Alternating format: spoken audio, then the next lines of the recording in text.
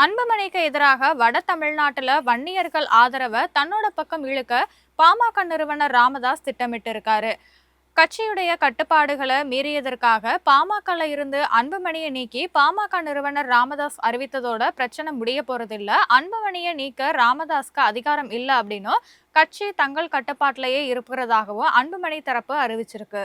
இதனால கட்சியுடைய நிறுவனர் ராமதாஸ்க்கு நெருக்கடி ஏற்பட்டிருக்கிற நிலையில அடுத்த கட்டமா அன்புமணியை எதிர்கொள்ள அவரு அதிரடி வியூகங்களை வகுத்து வராரு. அரசியல் ரீதியா அன்புமணிக்கு ஆதரவு இருப்பதா சொல்லப்பட்டாலும் கள நிலவரத்தை ராமதாஸ் ரகசியமா ஆய்வு செய்து வராரு. இளைய தலைமுறையினரும் புதிதாக அரசியலுக்கு வந்தவங்களும் அன்புமணி தான் பாமகவோட தலைவர் அப்படின்னும் அவரால் தான் கட்சியை வழிநடத்த முடியும்னு கருதுறாங்க. எனவே அவங்க மக்கள் மத்தியில அன்புமணிக்கு ஆதரவு இருக்குது. இந்த சூழ்நிலையில அரசியல் ரீதியா அன்புமணியை ஒரு கை பார்த்து விடுவது அப்படிங்கிற முடிவுல இருக்கும் ராமதாஸ் மீண்டும் களமிறங்க திட்டமிட்டிருக்காரு. செப்டம்பர் 14ஆம் தேதி முதல் வன்னியர்கள் பகுதியில கிராமம் கிராமமா செல்லவும் திட்டமிட்டு இருக்காரு.